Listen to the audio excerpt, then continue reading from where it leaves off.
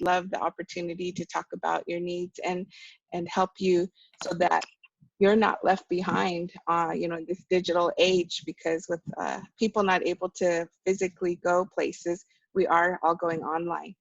And with that said, today's topic is, this is actually the first time I'm going to be doing some training on Eat, Learn, and Grow. Normally I'm facilitating and bringing others to share their gifts. Hi. Hi, sorry. No worries. All right, go ahead and mute yourself, Ms. Shandine. Hi, I'm Shandine Lawrence. Hello, you can mute yourself. So if we could do, just to let you know, we're here to talk about the useful online brands and tips. And that goes with, basically, you can speak without saying a single word. And I do have a question for everybody on here. What does brand mean to you?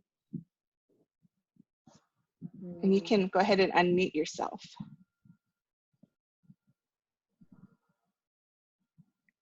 What branding means to me is a way that people, when they see a certain item, they think of you right away.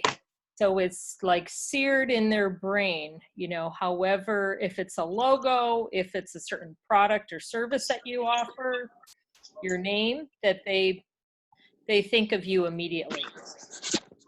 Thank you for sharing that, Kina. I agree with that. I also believe that branding is really our reputation, and it's the overall quality or character as seen or judged by people in general. So that's what we're going to be talking about today. There's many, you know, there's in-person, online, there's all different ways that your brand is seen. However, today I'd like to focus on our online brand, because all about focusing on what we can do today. And so we may not be able to walk around or go to different stores, you know, frequent your favorite business, but we can all still go online, and others have been going online, your potential clients. So we're going to talk about review sites that are out there, and we're going to also talk about the internet in general. We're talking about these tips. So I have a question for you all. I just want to gauge from here. So this is, how do you feel? Do you feel optimistic about business in 2020? A 0 to 10 scale, with 0 being very dissatisfied and 10 being very satisfied. For those of you who've used the chat feature before or haven't, if you put your cursor at the bottom of the screen, you should see a chat option.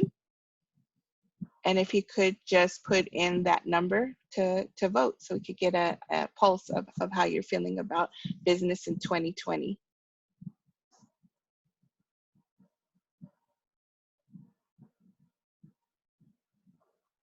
Okay. So we got some middle of the roaders here. We got some cautiously optimistic people, and some of us are dissatisfied. Thank you for sharing.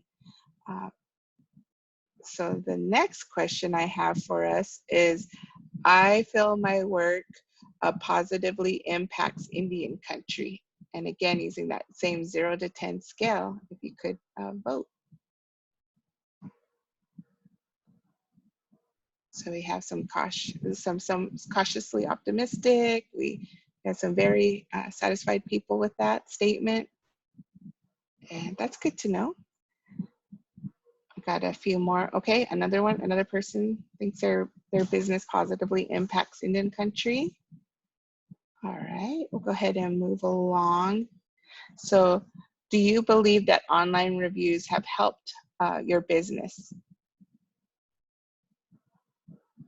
And again, same scale, 0 through 10, with 0 being, I do not think at all online reviews have helped my business, to a 10 being, yes, enthusiastic, yes, they have helped my business.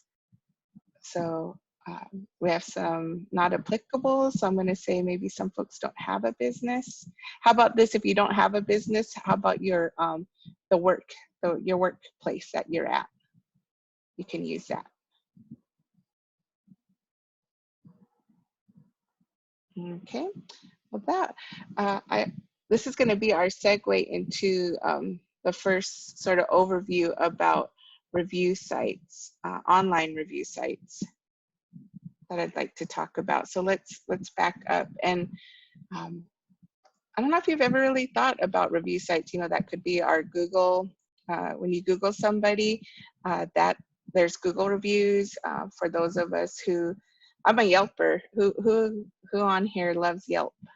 Like if I travel to a new city, I usually put in, I use Yelp to help me decide where I'm going to eat, where I'm going, where I'm gonna stay. Even if like I don't have any plans for that evening, you know, I'll see you like Best Comedy Club or what have you. So thank you for sharing that. There's other folks that use review sites. So the business side, the useful tip side of online reviews. So think about this, that consumer reviews are significantly more trusted, nearly 12 times more than descriptions that come from manufacturers.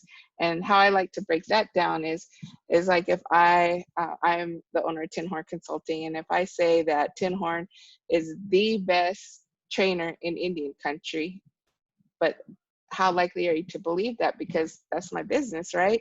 But if Miss Bree took, you know, after this class and she writes a Google review for Tinhorn, and she says that, you know, Tinhorn is the best training in Indian Countri, and you saw both of our reviews, you're probably going to decide there's going to be more weight with Bree's review because she has no ties with the company, right? And that's something to think about when you're interacting with your customers and the public in general, because how many of us are quick to write a review? You know, I know a good friend, Cinco de Mayo, she posted a picture of like 8 soggy tacos that she had picked up from a chain restaurant because she was really unsatisfied that her shells were soggy after picking them up. And that, you know, many comments got shared. So speaking of negative comments, negative reviews, they can also create a buzz around your brand, and it can increase your actual e-commerce sales as it increases product awareness, which I think is interesting. So I guess it goes back to that old adage of any press is good press. And also for those of us that are wanting our websites to get found, online reviews contribute to 10% of the Google search rankings. So again, the search rankings has to do like when you type in Native American trainer, and then all these reviews come in, right? You always want your business to be at the top because most people don't scroll or they don't go to the next pages. So this online reviews can help by 10%, you know, your company to be seen. And let's talk some more about the power of reviews. So how many of you have noticed that when you go to Google that there's stars next to the businesses that you're looking at? And so just imagine each one of those stars, they can represent an increase of 5 to 9% in your business. And that's per star. So if you're looking to increase sales, it would be advantageous to increase your stars in your ratings. And also it says that when we're given choices, that buyers were more likely to spend 31% more on a business that has excellent reviews. And how many of you, I'll open this up to questions. So when you're going online and you're going to purchase something and you look at the reviews, do you go automatically to like the highest reviews, or do you go to the lowest reviews? Would anyone like to share your experience? I see you, Shandine. Go ahead and unmute yourself. Yeah, when I buy products online, I always make sure to look at the star rating and the consumer reviews. Always, always. Yeah. So I know for myself, I like to, unfortunately, I go to like the lowest reviews, and I like to see what they say. I like to see what they say because like if they say it has to do with fit versus quality, you know, I will still purchase something if it's based on fit. A lot of times it'll say like this ran smaller than actual sizes, and that's not personally going to deter me from buying the product. I know I just need to purchase a bigger size. Mm-hmm. But I always want to know like why the negative review is there, and then I can make a judgment call if that's something that will affect my decision or not. And I would have to say it usually doesn't, unless it says something like this, consistently it says like the product wears out really quickly, Mm-hmm. something of that nature with quality.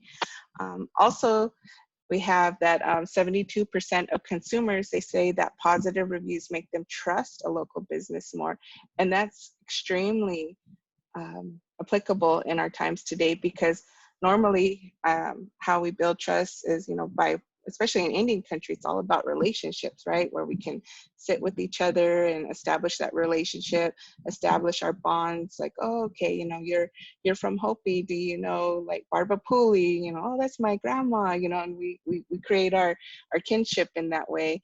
But online, where we can't meet everybody, face to face or in person, that's nice, at least for me, because I know trust is a huge factor in people purchasing my services. So I need to have positive reviews, and I would say it would benefit your businesses or organizations as well. And this one's interesting too. So this one's according to Google, that business listings that had at least 3+ star reviews, so remember it's out of 5, so at least 3 out of 5 stars, they took 41 out of 47 clicks. And a click means that they're clicking into your site, which you want them to. And that given, so if we had 2 things that were the same price, guests are almost 4 times more likely to choose, say, a hotel with higher ratings than lower ratings. So that goes back to the adage that, if your question is, am I losing out to my competitors because of pricing? You'll need to look case by case into your industry, but at least it's saying in the hotel industry that higher ratings with the same price, that'll be a deciding factor for them. And also we have, let's see, so now let's talk about, I guess, the other side of it, negative reviews.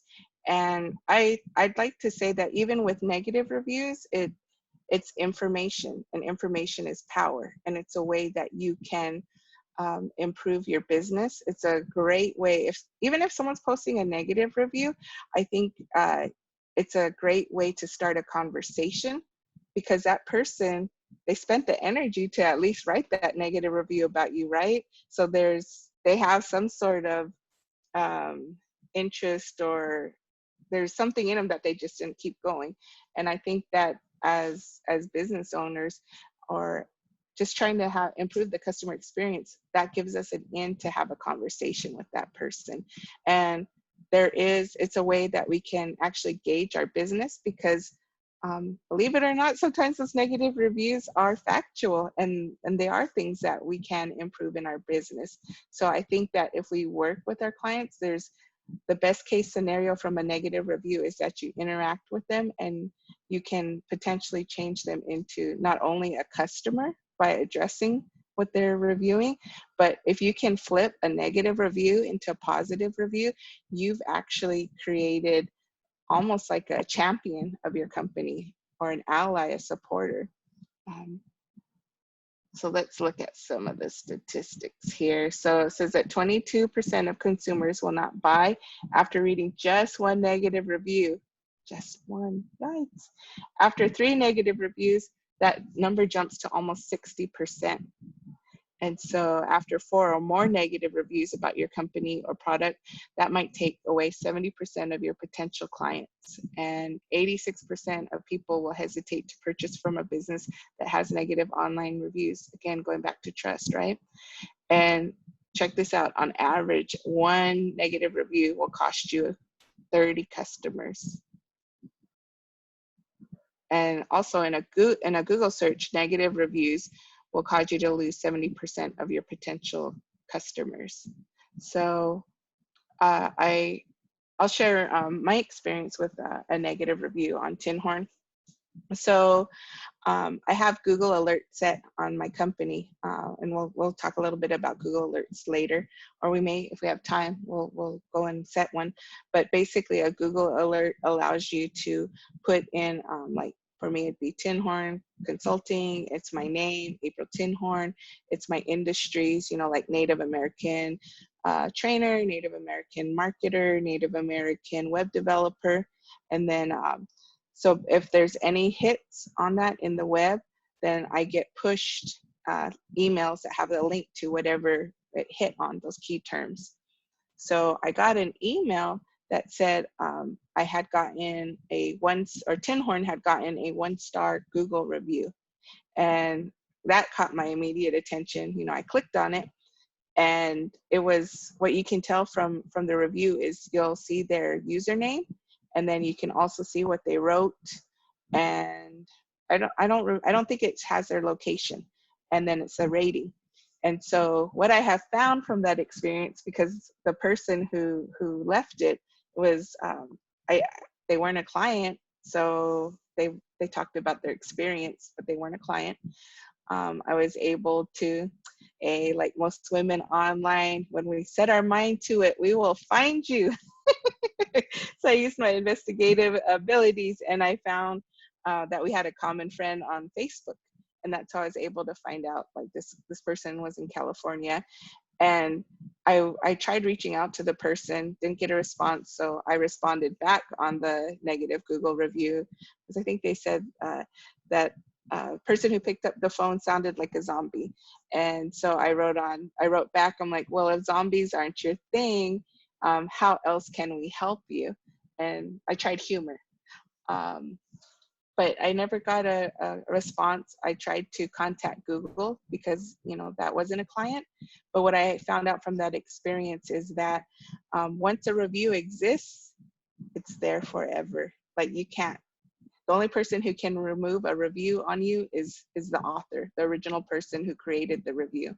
And so even though, like I said, this person was not a client, they were able to, the review remains on there.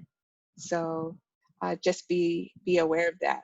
And how the strategy I used after, not being able to contact that person is, I ask you now, my different clients who attend workshops, or, they purchase websites, or that we do media outreach for you, is if you're satisfied or more than satisfied with this, then please Google Tinhorn and leave a review for us, because that's going to help we went from a 5-star to, I think, a 3-star rating. And then slowly we're back up to a 4-star rating. And why that matters, right? Because it affects, what did I say in here? The Google, it affects our Google rankings. It affects people's trust in our company. So it matters a lot. And it actually doesn't, it doesn't really cost us anything beyond time and effort. Have any of you had experiences with your business with a positive or a negative Google, or I should say online review? Hey, Kina, can you share? Sure. So I had one of my clients actually do a review on Nextdoor, and I wasn't involved at the time at all on Nextdoor. And I actually had several people contact me from that review, and they asked me how much I paid for that review. And so I didn't really know what they were talking about. And come to find out, because the gentleman did such a good job on the Nextdoor review for me, that they actually thought that I paid for the review. So I've gotten people that have, called me, strangers that have reached out to me from reviews from, people, they didn't even tell me they were going to do it. And kind of cool when, you have surprise things like that happen. So that was kind of fun that they actually thought that I paid for that review. So. And that was you got contacted by the admins of Nextdoor? No, I got contacted by other people that were in the community of Nextdoor. And so they had said, wow, that was a great, ad. How much did you pay for that?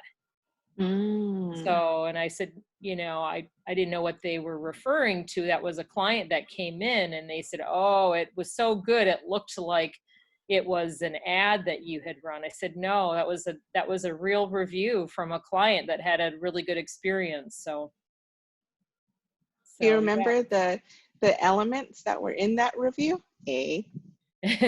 Well, it was for a stretch therapy session that they had come in for, and I don't remember exactly what he said. I just remember reading through it, and he just was very thorough in how he was. It sounded to me from what I had seen that he was talking about how I had solved a problem that he had been having with coming in for a stretch therapy session.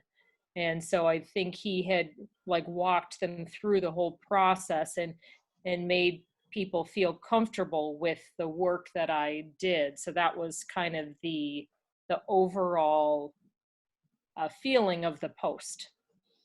So Cool. yeah. And that's like actually punctuating one of the earlier points, I think on the previous slide, about how these reviews are way more than a paid advertisement because they're coming from actual people. So I think it's important when people are doing reviews that they're intentional in what they're putting out, because that will stay out there. So oh, it was great, it was awesome. I mean, to really, be intentional on how they're writing it, to really paint a picture of what their experience was. mm-hmm. And so that's a good tip for us as business owners, perhaps even guiding what that, not telling them what to do, but like you said, how this person kind of walked through his experience, like that might be a great tip when we're talking to our clients. So thank you, Kina. Yeah, you're welcome. And in case you haven't seen some online review sites, and Kina just mentioned one, which is Nextdoor.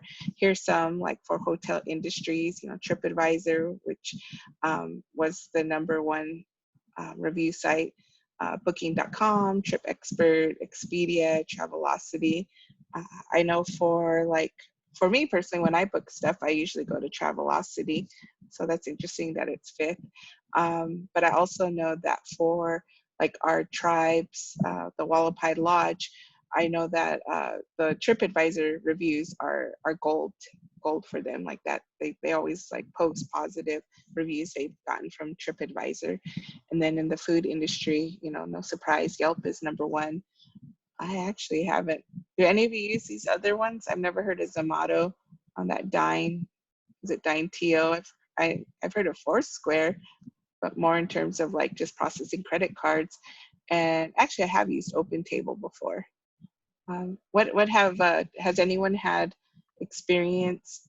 Well, I guess I should ask this: in your industries, are you in tourism, or what sectors are represented here on the call? Well, for me personally, I'm representing just myself as an artist. So that's just also why I'm here, to get more information on how to brand myself as an image. But I mean, when it comes to all these reviews, I think I use all of them as an artist traveling from place to place. I have to book my own places and, meetings here and there. I use a lot of these, especially traveling around as an artist a lot. I go to a lot of towns I don't know and spend time there. So I do rely on Yelp to find food when I'm hungry and things like that. Yeah, well, thank you, Shandi. So we have artists, and Kina, you said you're in health and wellness. Yeah, so the ones that I have found are Google, Yelp, Facebook, and then let's see, Nextdoor. And I'm just trying to think of what other like consumer non-traveling review sites that there might be some that I'm missing, but it seems like the Google reviews are the biggest place that people are going. I know sometimes with Yelp, they try to rope you in to purchase some sort of advertising from them. So that's kind of my last place that I go.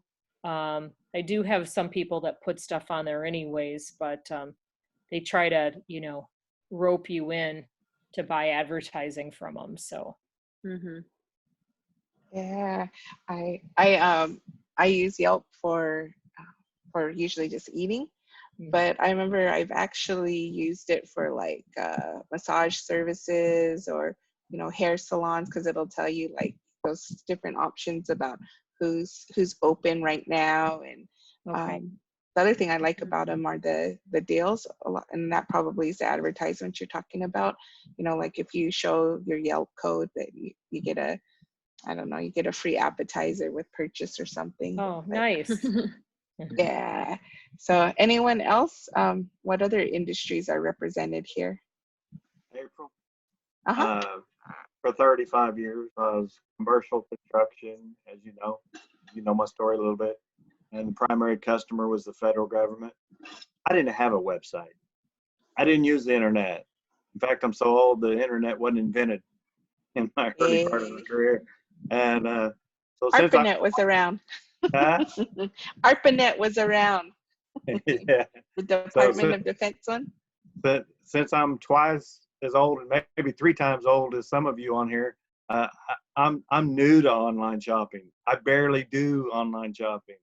I have 3 daughters. I tell them, hey, I need this or that, and they place an order.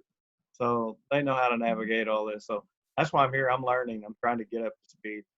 But I was, I kind of, in talking about the reviews, can they always be trusted? And then, is there fraudulent reviews placed by a potential competitor, for instance? And if there is, if these go on your record and you can't get them off, what's your strategies of addressing that? Yeah, that's like I was sharing with my story with Google. That's what, and Google pretty much owns all the web. With their, well, I shouldn't say owns their web, but they influence. They have I think the greatest influence because they, most people will Google. No one will. Well, let me start by saying this: guess what the two most used search engines are in the world?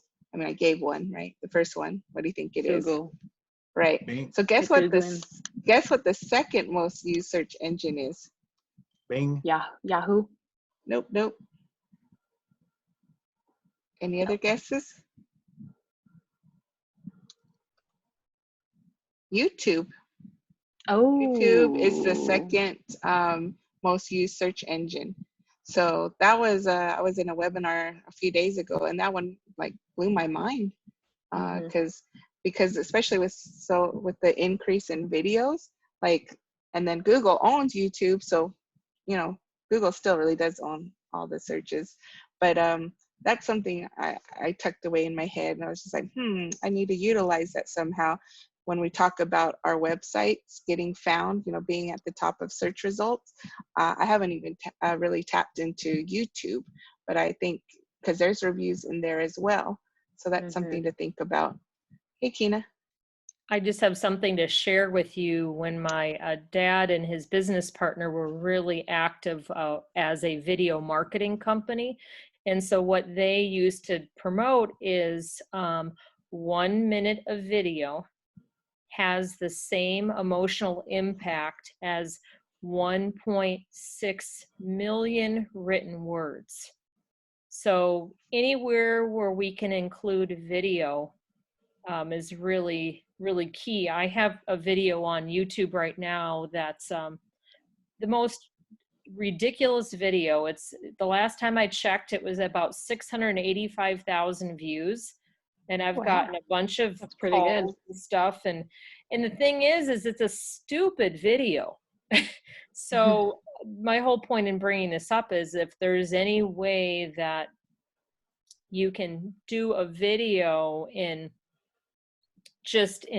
on Facebook, doing the Facebook Live that brings more, that brings you up, as far as searchability. So Yeah. Yes. Yeah. I know that sometimes when I'm looking to buy things, I do go to YouTube. If I like, for example, a car, I go and I review the car. I get, a lot of people do reviews of certain things, product reviews, like technology reviews and things like that. So that's another I think it's another good way of marketing yourself. You know, collaborating with YouTubers and Instagram people, sending them your products and letting them reach their people, you know, kind of, I think that's a great way of collaboration. Like for myself as an artist right now, what I'm trying to do, I'm doing a lot of photography right now. And what I do is I take a lot of clothing from native designers and I use my modeling and their clothes and I put it together, and together we build our brands, you know, our empires together. So that's another, I think, a great way is collaboration with other artists and YouTubers, Yeah. especially videos and things like that. Well, that's awesome. Have you Mhm. collaborated with any musicians on that too? Because if you brought another dimension to bringing music into those videos, like local. Yeah, I mean, there's so many opportunities. It's just, you know, reaching out to the right people and, you know, working out all the things in between. But yeah, it's all kinds of stuff that you can do. You know, I do dance, so like modeling, acting, all that stuff. And it just really depends who I can reach out to and who's willing to collaborate with me. Cool. Yeah. That's awesome. Mm-hmm. Okay, I like that.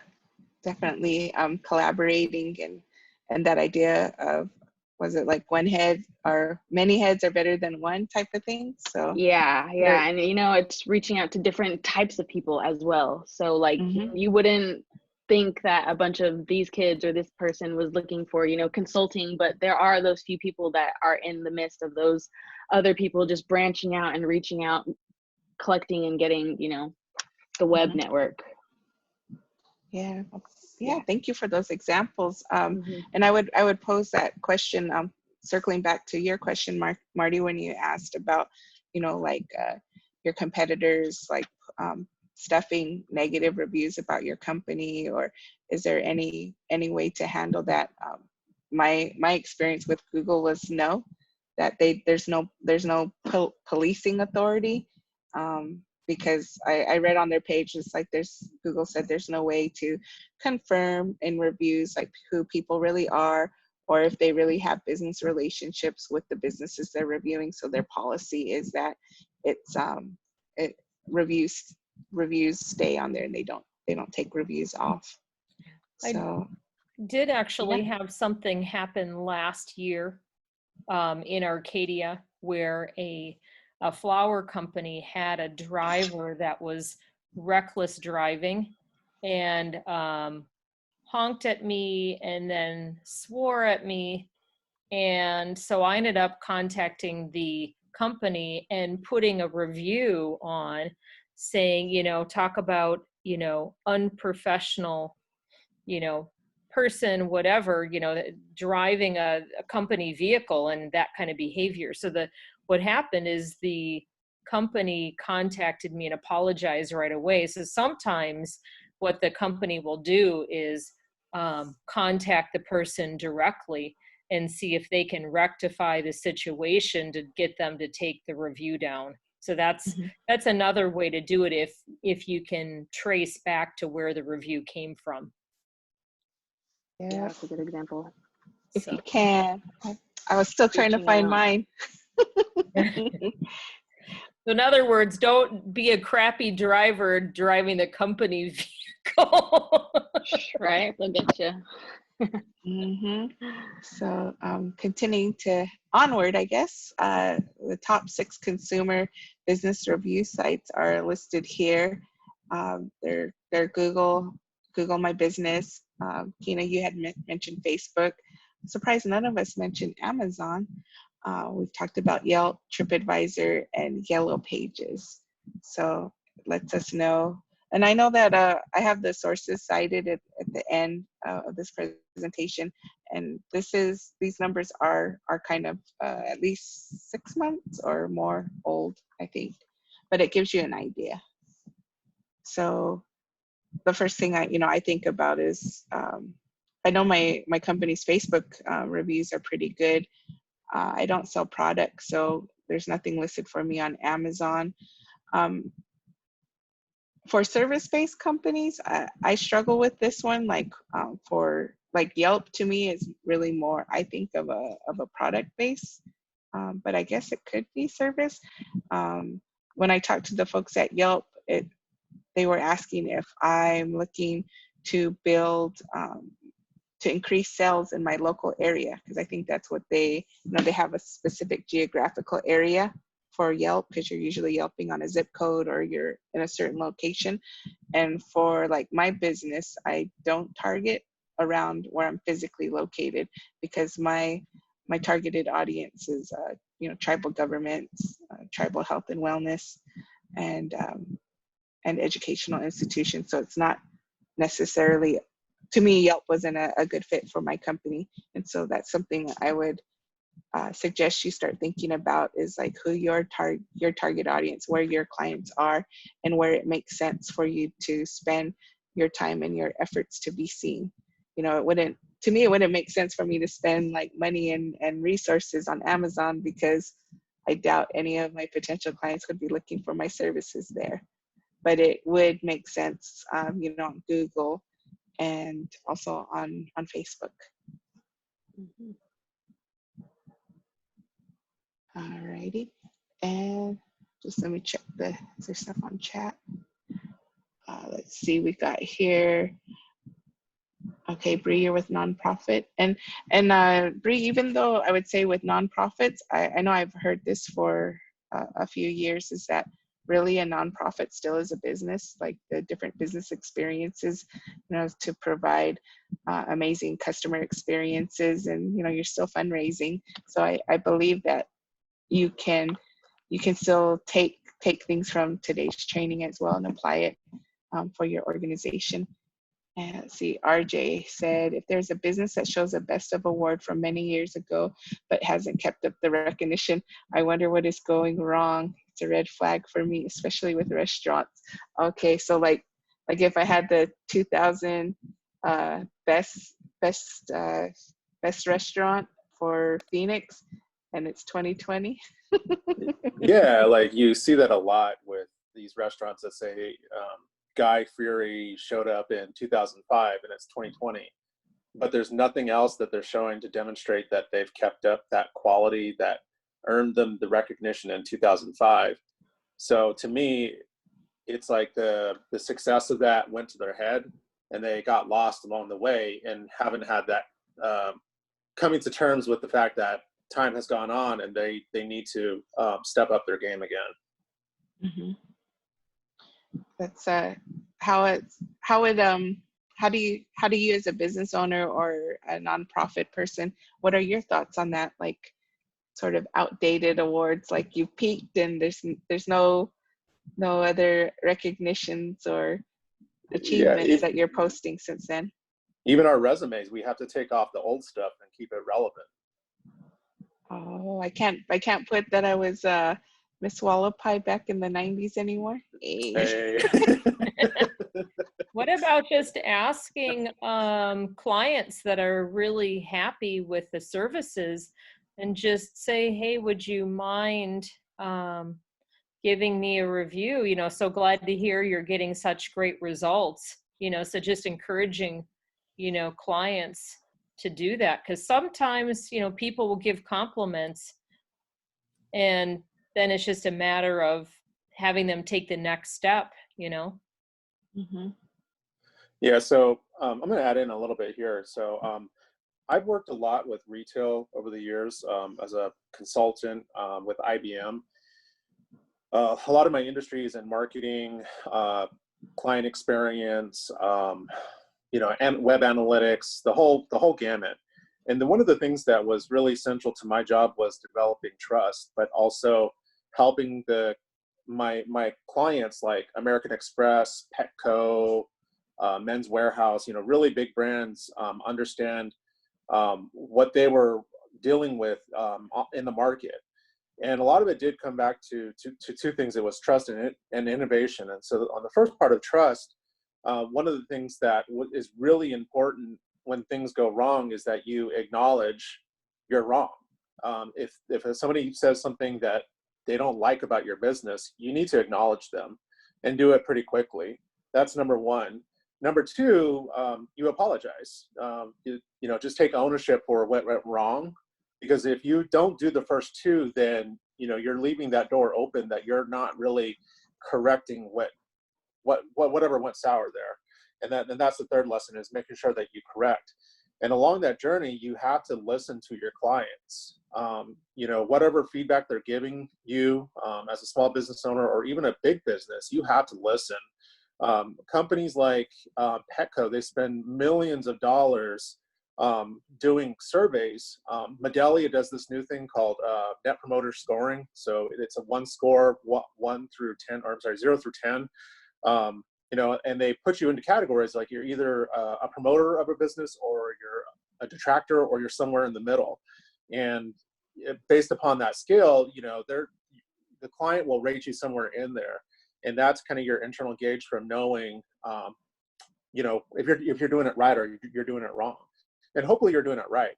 But that leads into the next part of is innovation. Earlier, there was a guy that said something about like, I'm not on the internet, or I'm not web savvy, something to that extent. But this is actually really important when you're dealing with retail clients, or actually the customer of the customer. So for me, it would be like the public. What do they care about? They care about you being available when they are, be where they are. So as a brand, you need to have your website enabled to be, HTML5, so it can load on their iPhones, on their tablets, their iWatch, whatever it is. But if you're not there, you're going to get that first impression that will lead into that scoring. And the customer might not even say that, but if their transaction goes wrong, they're going to give you a 1, even though you did everything right. But that innovation component is super important, and you have to think of your competition, because they're investing in these areas. So if they're investing in Yelp and you're not, and the customer can do a transaction in a much easier process, they're going to take that route and make you look bad. And that's the accessibility part of this. And the last part of this is that, when you plan through all of this, you really have to think cradle to grave.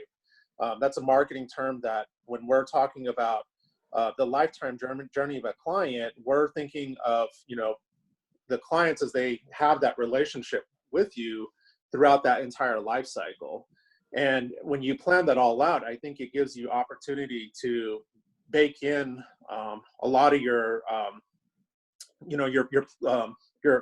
protocols or procedures to take care of these things that are going to go south, because it's not if they will go south. Things will go south, and just having a plan around that will help you to not react with emotion when it happens. So that's all. Hey, well, thank you, RJ. Preach. Well, I'm sharing my knowledge. It's all the best I can do. Yeah, no, that's totally the intent here, is that I believe everyone's experience has value, and this is a forum for us to share and to help each other out. So let's see, Kina said, what about Instagram? And Nordstrom is the best business model, very customer focused. I know that with Instagram you can leave reviews as well. Do you have something to share about Instagram, Kina? Oh, it's just a really good way to get exposure for a business. So you had a really good experience. I've had some clients that live on Instagram, so they've done some cute little short video clips and said their experience, and then all their followers get to see that. So it's just a really unique way to capture their audience. It's a totally different audience than is on Facebook. So just depending on what the product is, it can have even further reach than Facebook. That's an interesting point, because when I was consulting with retail, one of their pickles that they were across the industry was the millennials. Millennials seem to continuously be frustrated with brands because they weren't on Facebook or they weren't on Instagram. And when you're talking with the budget makers about why they should invest in digital analytics, And for us, it was about that journey from you going from email marketing to your website and then cross promoting on a platform like Instagram. So you invest in that, 2-3 second clip of something that is going to be relevant to that particular audience, because otherwise you just, bypass them. And these days it's TikTok, because the millennials are getting older and now the newer generation is about TikTok. I don't quite get that, but it's just one of those things of like how we had to continuously evolve. Mm-hmm. Yeah. Well, thank you for sharing that. And I think that goes really back to knowing who your audience is, because you want to go where they're already at and not try to force them to come where you prefer. Because then there's a miss there. So just, I was going to share this as an example. Let's see, like 10 minutes. We were talking about the stars. So this was for when I was going on, just to show an example of a review, I was going to go stay out in Monument Valley. So went in, here's some of the reviews, because we talked about the stars, the value of stars. We have, it lets me know, oh, I think this is just a screenshot. I'm all trying to scroll up. So that was just an example for more discussion if we needed it, but it sounds like this group is pretty savvy about what reviews look like. So, this was just a comparison of how I did want to just show one thing. So if you may or may not know, but when you see this ad that lets you know that Monument Valley Tribal Tours, that they paid to be at the top of the page of the results. And that if you look at rankings like 4.7 stars, Monument Valley and Monument Valley Tours, they both are 4.7 stars. But then if you look at the next number after that, you see that Monument Valley has over 1,000 reviews, where Monument Valley Tours has like 18. So when you weight those, that affects my buying decision. And yeah, just a couple of things to look at for Google reviews. Here's a breakdown more when I was saying about when you Google your business, there's this review summary, and we're looking at the Monument Valley review here over the 1,000 reviews with predominantly 5s, a few 4s, 2s, and 1s.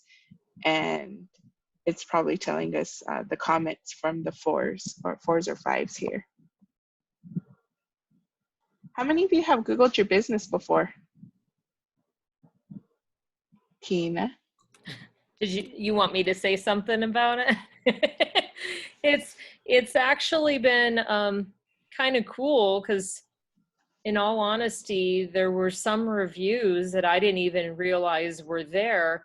And another really important thing to do is, if you do get a review, it's really nice if you can actually respond back and thank them, because there were some that were hidden in there that I didn't even realize were there, and it had been months and I hadn't even responded. So I think it's important to make sure that if you do get some reviews, that you're actually you're responding back to them, because that also helps increase your visibility as well. Sweet. And so how can these reviews help your business? As a business owner, it can help you gauge your performance. We're not given an annual review like when we were in our 9-to-5 jobs, but the public is basically, that's how I look at it. The public is letting us know how we're doing as a business. And again, I think information is power. So both positive and negative. And even if it's just 5s, or I guess it'd be 3s, right? 3s, decide for yourself in your business what you're striving for. And this can be a metric to help you make business decisions. It also lets us know in what areas we can improve. We can see which products and services can be highlighted, because like I guess in what you shared, Keena, perhaps those positive reviews that you knew nothing about, have you ever looked at, if you offer so many different types of services and you notice I think you said you have like a heating bed or something, and maybe that heating bed is what most of those 5-star reviews are about. Well, then perhaps that's something that you should, you could change your marketing language, because that's what people are remarking about, where you might have thought it was more about your, I'm just totally guessing, like maybe Yeah. you thought your star service was like the taping, that Kenzio tape or whatever, but that, it's a disconnect from what people are really raving about. It also lets us know the areas that, we can improve on. And for those of us that have employees, if you notice that, a certain employee is getting, and these reviews are getting recognized, like Kina went above and beyond. I mean, those are the ones you want to keep, and you want to make sure that they're being recognized in whatever way that they like to be recognized, because it's not always about giving money. It's not always about a certificate. It depends on the person. So keep that in mind. Oh, something else that I think is really good to know too, and not all companies do this, but I think it's really nice, depending on the industry, if you incentivize people for referrals or even a review. Say they come to you and say, I had an amazing, experience. Thank you so much. You say, if you, if you wouldn't mind sharing that with other people, I'm happy to gift you a session or discount service if some people come in based off of that. So it's a nice way to motivate them to follow through with that too. People love freebies. Yes. So I also wanted to share a couple of things that we could do now. So these are just little branding do's. Wherever your company is at, I would suggest, using a professional headshot, using professional imagery, because that sets the look and feel of your company. We talked about it today. I would suggest Googling your company name, because just like Kina said, when she did that, she found out on her, for herself, that there were positive reviews, but it's a good way to get a pulse of what the public is saying about your company. Also, I would say that it's been my experience that from a cultural perspective, that as natives, we're usually taught, like, be humble, you don't brag about yourself. And, for a lot of us, that translates into our business. But I would like to plant a seed that, your business is like Tinhorn is not April. So even though I'm like the face and the owner of Tinhorn, it's still like I do need to still market and promote Tinhorn, even though I've been taught, like, you don't brag. That has to be a distinction made. There's that's business, and that this is me, and that's something that I know I had to get over early on in my business. And I don't know if that's something you struggle with, but for me, that was a way for me to make that break, is like, this is about my business. It's not about me. And I'm still being, true to how I was brought up. Because the other way I like to look at it is like, whatever it is, the service or product that you're giving, someone needs it. And if they don't know about you, then you can't be a service, because they don't know about you. I'd also suggest setting up a Google alert on your company name. And that way, again, you'll know when there's anything online posted about you. Like, I'm surprised. I would think there'd be increased traffic right now during our pandemic times, but every week, pretty much, I get a Google alert on Eat, Learn, and Grow with Tinhorn now. So it's registering in the Google alerts, where before there was hardly any Tinhorn traffic. Also, I would recommend displaying recommendations on your profiles, on your social profiles for your business. So April, you are set up on Google to actually go to Tinhorn Consulting on Google? So I'll show you this. So if you go to, can everybody see my screen? So if you go to google.com/alerts, then it'll take you to a page and you can type in whatever keyword you want to get notifications on when anything is posted on the World Wide Web about it. So for me, I have a Google alert on American Indian social media consulting, American Indian web developer. I have it on my name, April Tinhorn. I have it on my tribe, Wallapai. Then I was thinking about if people were, what are they Googling? Because basically that's it. What are they Googling on? It's like, well, not everyone's going to say American Indian. They might say Native American social media consulting, Native American web developer, and then my company name. And in working with younger adults, I probably need to put this one in, is Indigenous, Indigenous web developer, because I noticed that the younger adults that I have been working with, they're like Native American, Indian, they're like, we're Indigenous. So, whatever that might be. And then once you create the alert, whatever I have a Gmail account. So whenever there's a hit on this, then I get an email in my inbox with a link that takes me to whatever it hit on. Hey, April, are you generating ads based upon that or on any of those organic searches? No, I haven't done any ads. Go ahead. We have a couple of minutes. We have a minute. You want to say something about ads, RJ? No. You're like, that's half an hour. That is half an hour. Because I'm already thinking about the analytics behind it. Mm-hmm. But that's a different conversation. Okay. But this probably, out of everything from today, this is the easiest thing that I think will have the most longest effect that you could do, is just go to the google.com/alerts and minimally at least set an alert on your business name. And now that I'm thinking about it, I probably should put my competitors in here too, because then I will get to know, like, oh, okay, what's happening with my competitors. Like, I know one competitor just got awarded, we were both going for the same contract. And so I know that they were just awarded that contract, but that would let me know alerts about that. So are you able to set that up too, like for like Native American plus RFP plus web design? I think there's Boolean logic. I haven't played with it a whole lot. Okay. But and the other part, you could put that whole thing in there, because some of the alerts I get, it'll still like a American Indian, like American Indian web developer.